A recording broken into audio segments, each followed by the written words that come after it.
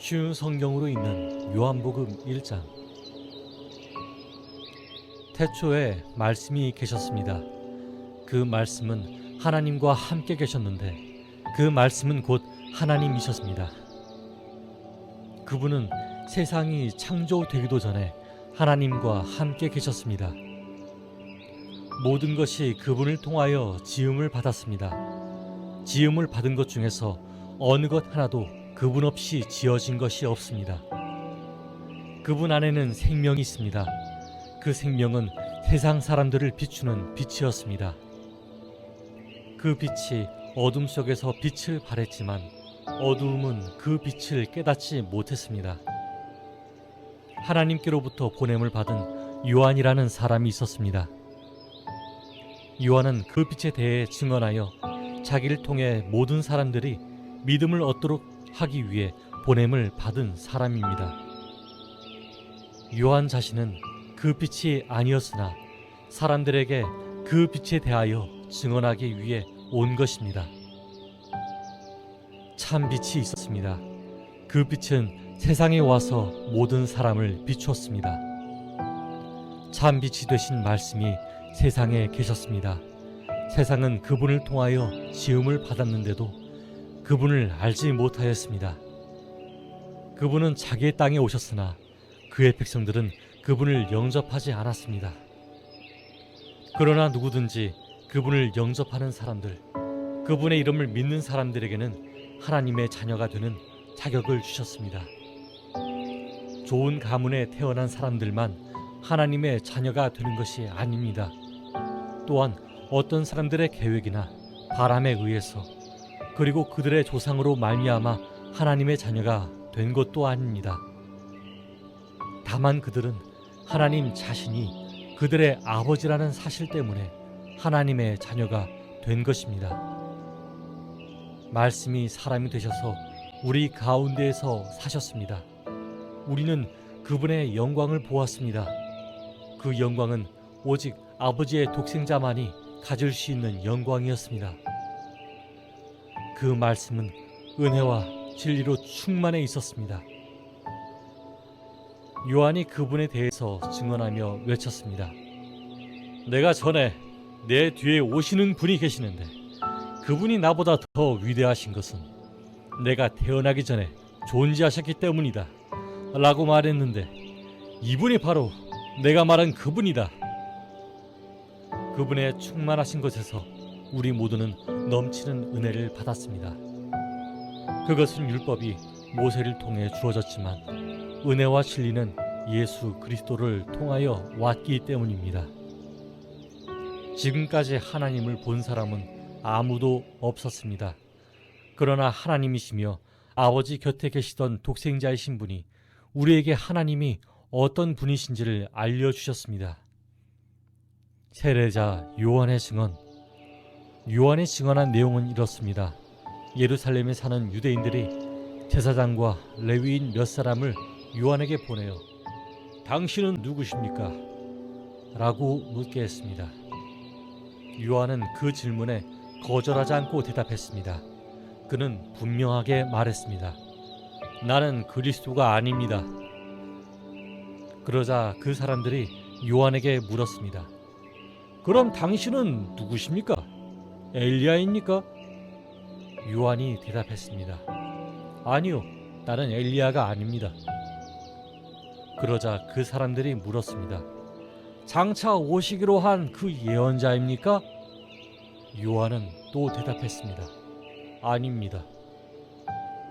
그러자 그들이 요한에게 말하였습니다. 그렇다면 당신은 누구십니까? 우리는 우리를 보낸 사람들에게 보고해야 합니다. 대답해 주십시오. 당신은 자신을 무엇이라고 생각하십니까? 요한은 그 사람들에게 이사야 선지자의 말씀을 인용하여 대답했습니다. 나는 광야에서 주님을 위하여 길을 곧게 만들어라 하고 외치는 사람의 소리입니다. 보냄을 받은 유대 사람들 중에는 바리새인이 보낸 사람이 있었습니다. 그 사람들이 요한에게 물었습니다. 당신이 그리스도도 아니고 엘리야도 아니고 예언자도 아니라면 왜 사람들에게 세례를 줍니까? 요한이 대답했습니다.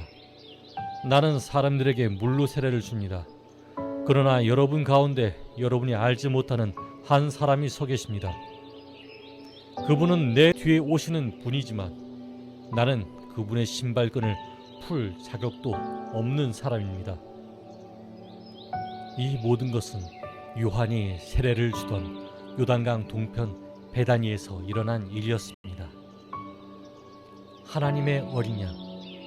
다음 날 요한은 자기에게 오시는 예수님을 보고 이렇게 말했습니다. 보십시오. 세상 죄를 지고 가시는 하나님의 어린 양이십니다. 이분이 바로 내가 내 뒤에 오시지만 그분이 나보다 더 위대하신 것은 내가 태어나기 전에 존재하셨기 때문이다 라고 말했던 분입니다. 나도 이분이 누구신지를 알지 못했습니다. 그러나 내가 물로 세례를 주러 온 이유는 이분을 이스라엘 백성들에게 알리기 위해서입니다. 또 요한이 증거했습니다. 나는 성령께서 비둘기처럼 하늘로부터 내려와 그분 위에 머물러 계신 것을 보았습니다. 나 역시 그분이 그리스도이신 것을 알지 못하였습니다. 그러나 나를 보내어 물로 세례를 주라고 하신 분이 너는 그 어떤 사람에게 성령이 내려와 그 위에 머무르는 것을 보면 그 사람이 성령으로 세례를 주실 바로 그분인 줄 알아라 하고 말씀하셨습니다. 나는 그분이 하나님의 아들이신 것을 보았고 그분이 바로 하나님의 아들이라고 증언하였습니다. 예수님의 첫 제자들. 그 다음날 요한은 제자 두 사람과 함께 다시 그 자리에 서 있었습니다. 그는 예수님께서 지나가시는 것을 보고 말했습니다. 보아라, 하나님의 어린 양이시다. 제자 두 사람은 요한이 이렇게 말하는 것을 듣고 예수님을 따라갔습니다. 예수님께서는 몸을 돌려 자기를 따라오는 두 사람을 돌아보며 물으셨습니다. 원하는 것이 무엇이냐? 그들은 라삐님, 사시는 곳이 어디입니까? 라고 말했습니다. 라삐라는 말은 선생이라는 뜻입니다. 예수님께서는 와서 보아라 하고 대답하셨습니다. 그래서 두 사람은 예수님과 함께 갔습니다. 그들은 예수님께서 머무르시는 곳을 보았고 그날 예수님과 함께 그곳에서 지냈습니다. 때는 오후 4시쯤이었습니다. 요한에게서 예수님에 대한 이야기를 듣고 예수님을 따른 두 제자 중 한 사람은 시몬 베드로의 동생 안드레였습니다. 안드레가 첫 번째 한 일은 그의 형 시몬을 찾은 일이었습니다. 그는 시몬에게 우리가 메시아를 찾았어 라고 말했습니다. 메시아란 그리스도를 가리키는 말입니다. 그리고 나서 안드레는 시몬을 예수님께 데려왔습니다. 예수님께서는 시몬을 보시고 내가 요한의 아들 시몬이구나. 이제 너를 게바라고 부르겠다 라고 말씀하셨습니다. 게바란 베드로란 뜻입니다. 빌립과 나다나엘을 부르심. 다음날 예수님께서는 갈릴리로 가기를 원하셨습니다. 예수님께서는 빌립을 만나시자 그에게 나를 따라오너라 하고 말씀하셨습니다. 빌립은 안드레와 베드로와 같은 동네인 베세다 사람이었습니다. 빌립은 나다나엘을 만나고는 그에게 이렇게 말했습니다. 모세가 율법책에 썼고 예언자들도 기록한 그분을 우리가 찾았다. 나사렛 사람 요셉의 아들 예수님이 바로 그분이시다. 그러자 나다나엘은 빌립에게 나사렛에서 뭐 좋은 것이 나올 수 있겠는가? 라고 말했습니다. 빌립은 와서 보아라 하고 대답했습니다. 예수님께서는 나다나엘이 자기에게 오는 것을 보시고 여기 참 이스라엘 사람이 있다. 이 사람에게는 거짓된 것이 하나도 없다 라고 말씀하셨습니다. 나다나엘은 예수님께 저를 어떻게 아십니까? 하고 물었습니다. 예수님께서 대답하셨습니다.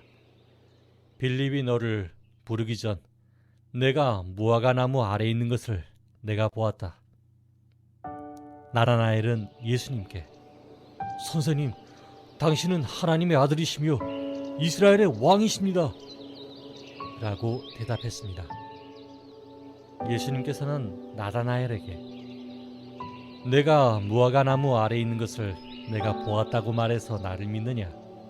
그러나 너는 그것보다 더 큰 일을 보게 될 것이다. 라고 대답하셨습니다. 그리고 그들에게 내가 너희에게 진리를 말한다.